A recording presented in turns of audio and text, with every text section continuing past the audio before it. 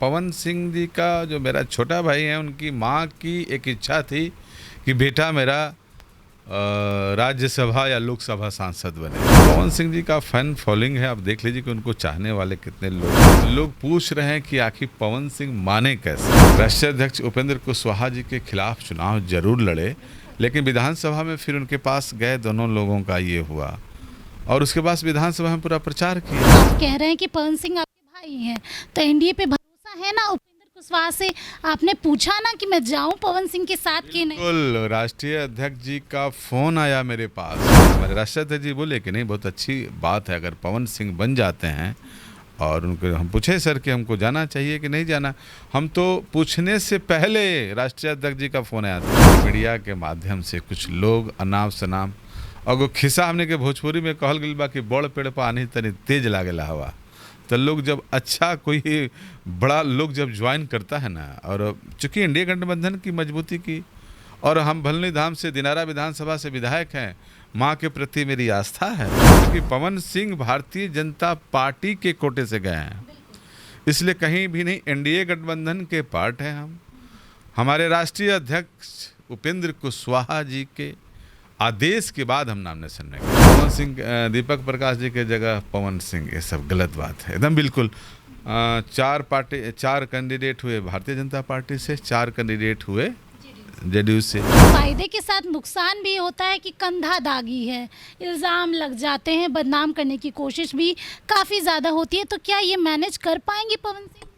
पवन सिंह पे दागी, ये तो देखिए, जो व्यक्ति आगे बढ़ता है उसका ही लोग आलोचना करते हैं। कहते हैं कि बिहार की राजनीति को समझना आसान बात नहीं है, क्योंकि बिहार की राजनीति में हर कोई चाणक्य होता है और हर किसी के दिमाग में कुछ ना कुछ चलता ही रहता है।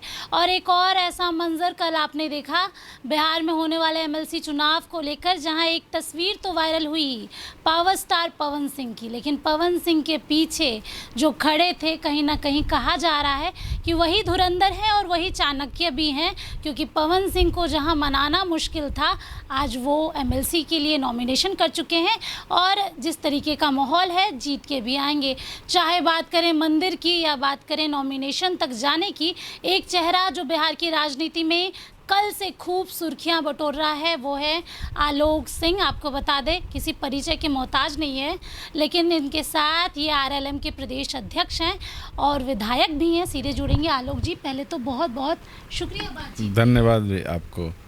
दोबारा प्रदेश अध्यक्ष आप बने हैं, सबसे पहले इसको लेकर क्या कुछ कहेंगे? देखिए, धन्यवाद देते हैं राष्ट्रीय अध्यक्ष जी को, माननीय नेता उपेंद्र कुशवाहा जी को, जिन्होंने दोबारा भरोसा किया। और हम लोग पहले भी उन्होंने मुझे बनाया था, और संगठन का इस बार चुनाव पंचायत स्तर से लेके प्रदेश स्तर तक हुआ और पूरे बिहार में 22 लाख सक्रिय सदस्य भी बने।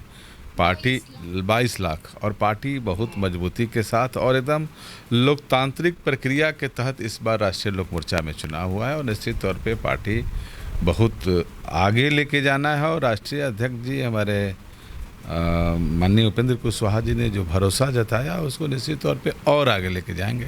एक सवाल ये भी ले लेती हूँ, लगातार कल से आपको कोई धुरंधर कह रहा है, कोई चाणक्य कह रहा है, आखिरकार पवन सिंह को मनाया कैसे आलोक जी आपने? जब छोटा भाई को कोई मनाता है सही रास्ते पे, बात तो सही है कि पवन सिंह पिछले लोकसभा चुनाव में जिस तरह से उन्होंने मत लाया था, 2,92,000 लगभग, ये तो उनकी लोकप्रियता को देखते हुए, और पवन सिंह जी का जो मेरा छोटा भाई है, उनकी माँ की एक इच्छा थी कि बेटा मेरा राज्यसभा या लोकसभा सांसद बने।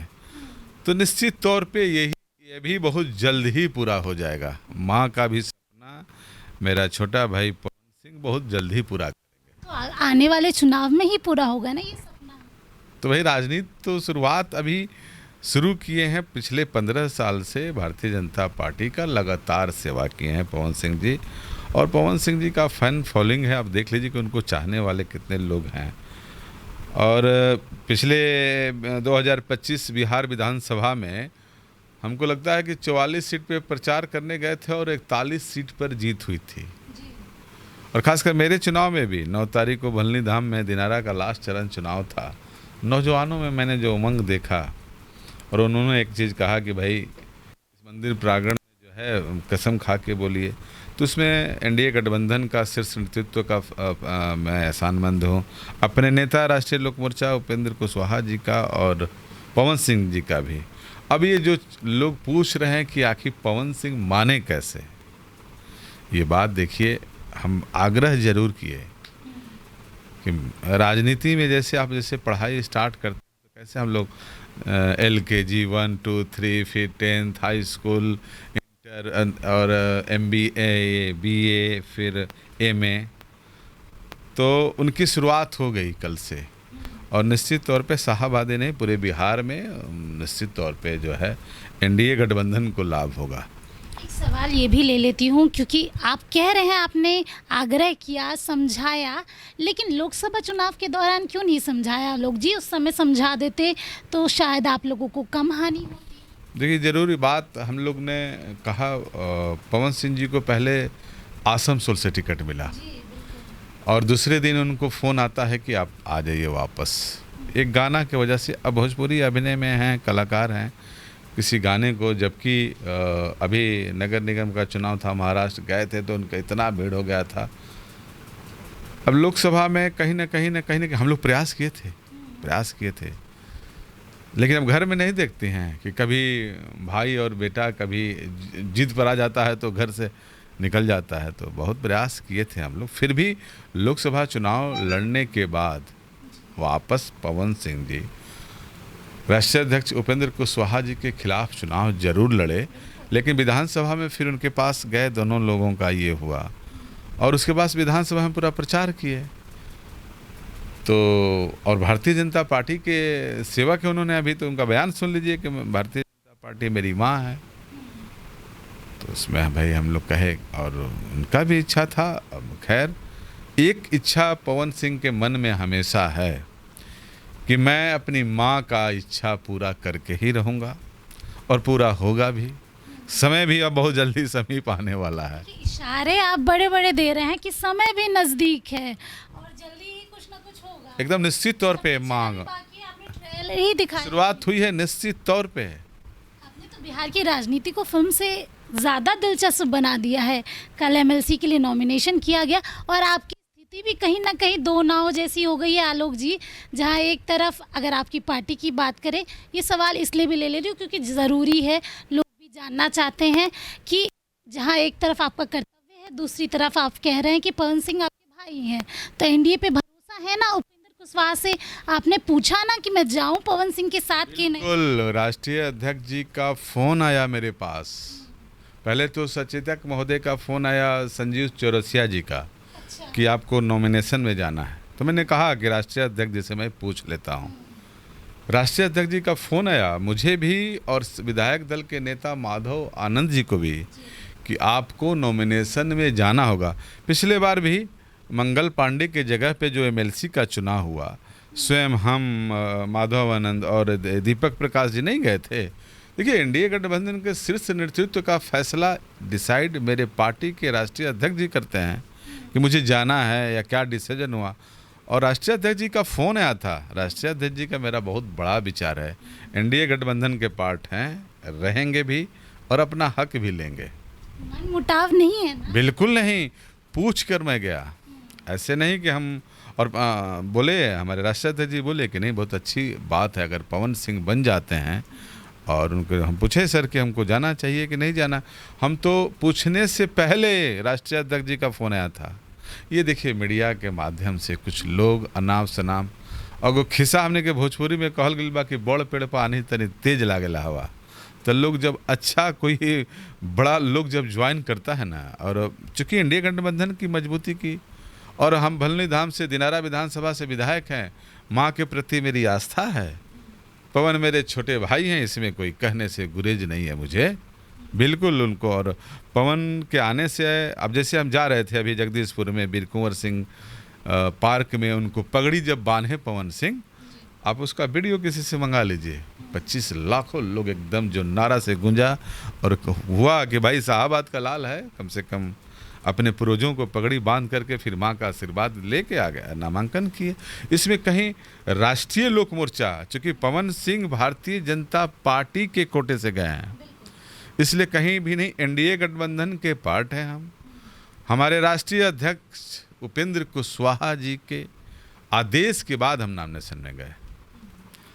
डिसिप्लिन जिस तरह से राष्ट्रीय अध्यक्ष जी का पूरे बिहार नहीं देश में जाना जाता है, तो मैं बिना उनके आदेश के बगैर कैसे जाएं। और वैसे भी जिस समाज से मैं आता हूँ, वफादार हो सकते हैं, गद्दार तो खून ही में नहीं है। बागी हो जाएंगे भले, गद्दारी नहीं कर सकते हैं। और मैं राष्ट्रीय अध्यक्ष जी के साथ, अपनी पार्टी के साथ, राष्ट्रीय लोक मोर्चा, हम लोग चारों विधायक, पूरे बिहार का कार्यकर्ता एकदम अटूट हैं। और हम लोग को भरोसा है, विश्व की सबसे बड़ी पार्टी है भारतीय जनता पार्टी।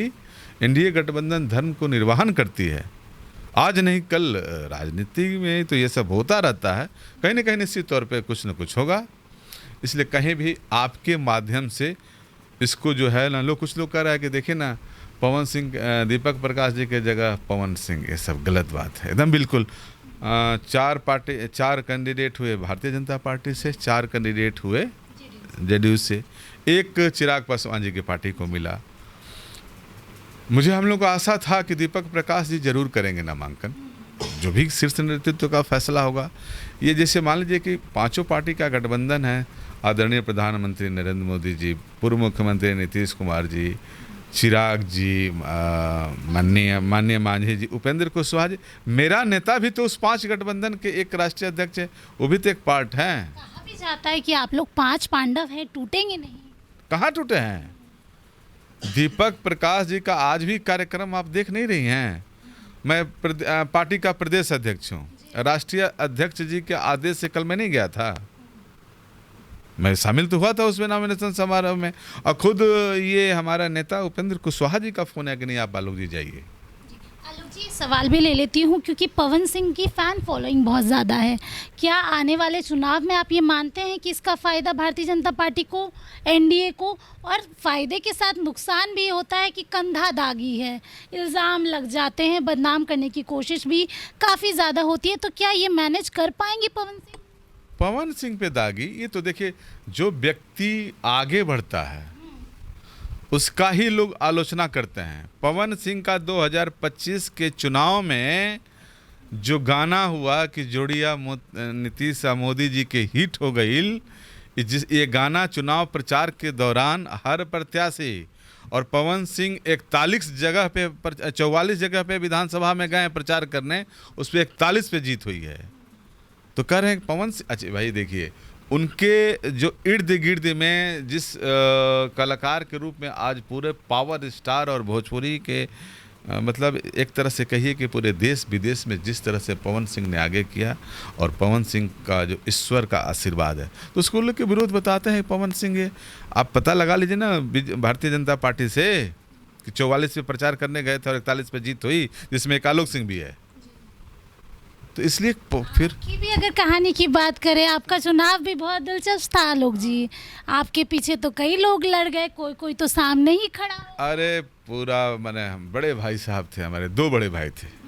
एक बड़े भाई तो पीठ के पीछे छुरा मार रहे थे, एक भाई तो छाती पे छुरा मार रहे थे। अरे मत कहिए, वो तो 15 साल 10 साल मंत्री रहे और चुनाव लड़ गए। हम लोग जब एनडीए गठबंधन का सम्मेलन चल रहा था, तो उसमें मंच पे वही मलनिदा में चिल्ला चिल्ला के जिसको टिकट मिलेगा उसको ही साथ देंगे। और जैसे मुझे टिकट मिला, फिर एक भाई तो आ गए सामने से, अब दूसरा भाई एकदम पीठ पे एकदम, एक चाचा थे मेरे, वो पत्थर सर पे मार रहे थे। फिर भी दिनारा विधानसभा की भगवान रूपी जनता, एनडीए का मैं प्रत्याशी था, मैं चुनाव जीता सबके आशीर्वाद से। एनडीए गठबंधन का प्रत्याशी था, अपने 5 नेता का, जो पूरे देश में समाज के अंतिम पंक्ति के लोगों तक विकास का देन था, कि हम लोग 202 जीते। इसलिए कोई काम नहीं किया। अब क्या करिएगा, सब लोगों की इच्छा अपेक्षा ज़्यादा होती है। अब जिसको टिकट नहीं मिला तो बागी हो जाते हैं। ये इनपुट हमें मिला कि यहाँ पर ही पवन सिंह को मनाया गया, सही बात है? ये जगह हम क्यों पवन सिंह का मेरे घर पे भी आना जाना है, मैं भी पवन सिंह के यहाँ जाता हूँ, अपने दोनों भाई का घर है, तो मनाने की क्या बात है इसमें?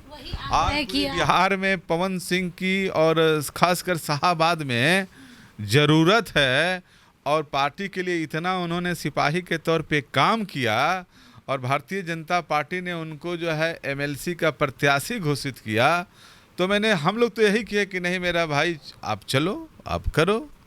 आगे भी साथ देंगे ना, भाई साथ नहीं छोड़ेगा ना। रामायण देखे हैं कि नहीं? देखी तो है। 14 साल वनवास के बाद भी कोई चारों भाई अलग हुए, तो सब भाई हम लोग एक साथ रहेंगे, कभी नहीं अलग होंगे। चलिए, सब भाई एक साथ रहेंगे और साथ तो भरपूर मिलेगा, प्यार है, सम्मान है, और इसीलिए कहीं ना कहीं बिहार की राजनीति चर्चा में भी रहती है, क्योंकि यहाँ कब क्या हो जाए ये पता ही नहीं चलता।